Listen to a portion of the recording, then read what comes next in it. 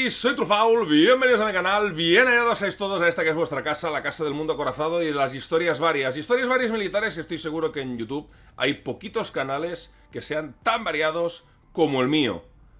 Bueno, lo primero hablaros de esta nueva serie, una serie que va a situarse en Irak. El título ya lo habéis visto, La batalla por la Zimmi House, pero que tiene muchas cosas que deciros. El vídeo de hoy es nada más y nada menos que los antecedentes, situación política, qué es lo que llevó a lo que pasaría más adelante, y realmente un texto impresionante, os lo digo de verdad, impresionante, de la mano de la revista Ejércitos y de su director, Cristian David Villanueva López. De nuevo, muchas gracias por tu amistad, por tu confianza y sobre todo por tu apoyo.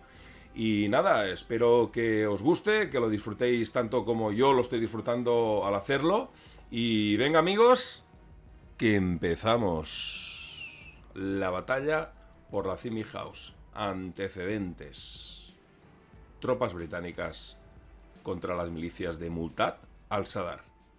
Cuando volváis a casa mañana, no esperéis que conozcan lo que habéis pasado. Incluso si alguna persona lo sabe, lo más seguro es que no le importe. Varios de vosotros podrán conseguir las medallas que se ganaron, pero la mayoría ni eso. Pero recordad esto, todos vosotros sois ahora miembros del Club de los Combatientes de Primera Línea, y ese es el club más exclusivo del mundo. Teniente Coronel Matthew Maher, comandante del grupo de batalla del primer batallón The Princess of Wales Royal Regiment, Camp Abu Nash, octubre de 2004. Dedicado a los miembros del grupo de batalla PWRR que lucharon en el marco de la operación Telit 4, arriesgaron sus vidas y algunos, desgraciadamente, la perdieron intentando hacer de este mundo un lugar mejor.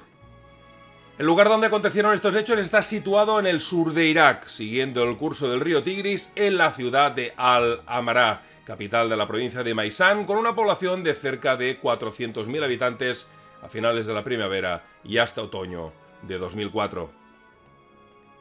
Hubiera estado bien decir que la ciudad era un enclave estratégico, pero la pura verdad es que la ciudad era, incluso para un país como Irak, un lugar absolutamente espantoso.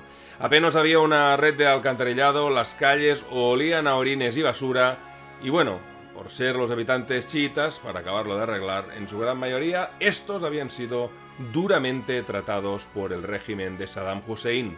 Además, su cercanía con la frontera con Irán hizo que padeciera enormes daños durante la guerra entre los dos países.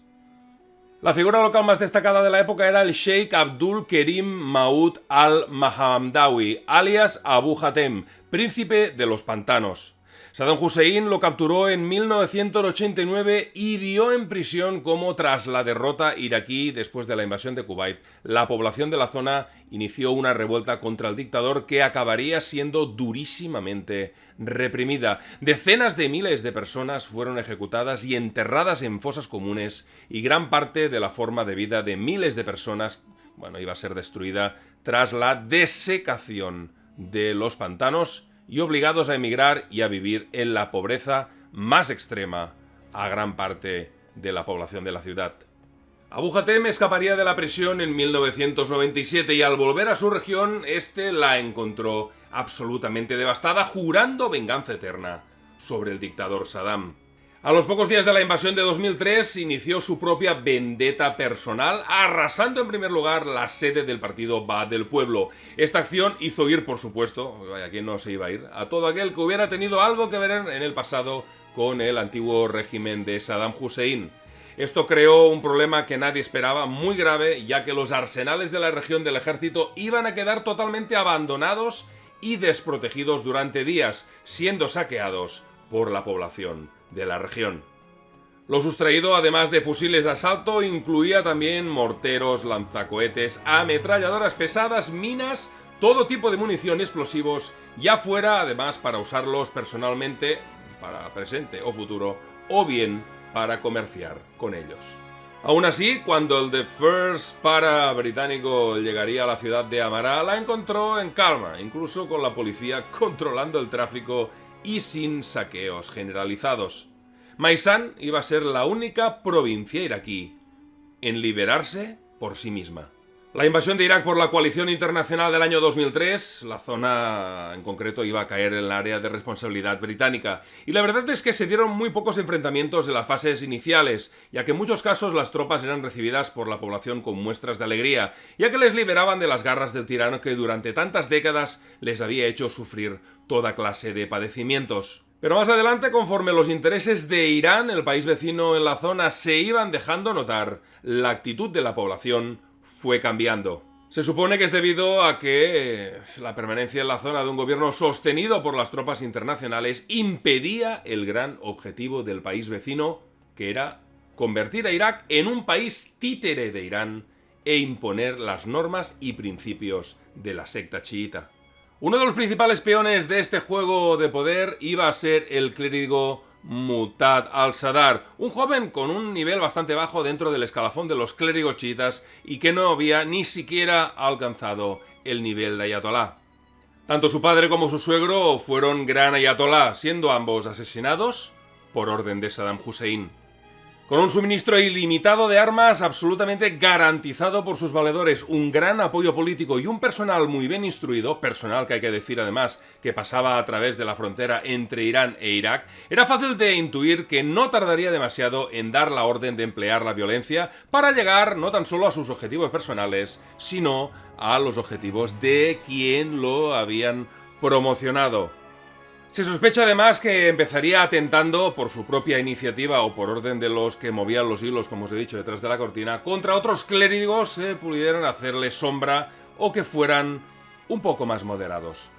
Con pocos frenos, mucha ambición y cada día más adeptos, sus palabras empezarían a ser órdenes en todas las comunidades chiitas, a cuyos ojos se convirtió en la persona a la que todos debían obedecer.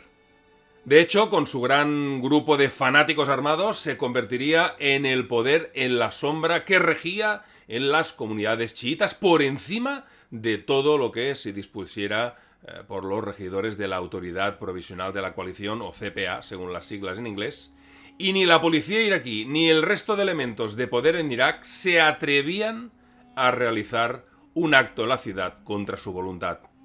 Y señores, el juego ya estaba dispuesto para que uno u otro hiciera el siguiente movimiento. En este caso era desafiar directamente al CPA y el uso de la violencia para expulsar a las tropas de los países que sostenían al gobierno en funciones. A finales de marzo de 2004, en vista de las soflamas publicadas que llamaban a combatirles, por fin las autoridades dieron un paso para pararle los pies. Se cerró el periódico de Al-Zawa y se arrestó para interrogar a alguno de sus secuaces. La lógica respuesta, ya que es lo que en el fondo buscaba el clérigo, fue un levantamiento violento y múltiples enfrentamientos en muchas ciudades iraquíes. Y así es como llegamos al 5 de abril, en que el administrador Paul Bremer declaró a Al-Sadr fuera de la ley y ordenó sin paliativos su captura, a lo cual Muqtada respondería con la llamada a la yihad contra las tropas internacionales. Y con el final de este capítulo dedicado a los antecedentes de lo que iba después a venir, ahora ya veis todos los personajes, ya sabéis más o menos el quién es quién, sobre todo para refrescar alguna memoria que otra. Y bueno, espero a todos que estéis en la segunda parte, espero que podáis votar los likes, que podáis comentarme qué tal os ha parecido el tema, espero que les haya gustado los señores de ejércitos. Y os deseo sobre todo a todos un buen fin de semana, id con mucho cuidado a la carretera si vais a salir y nos vemos muy prontito aquí, en el canal, con Trufaul, con el Moi. ¡Hasta luego, nenes! ¡Chao, chao!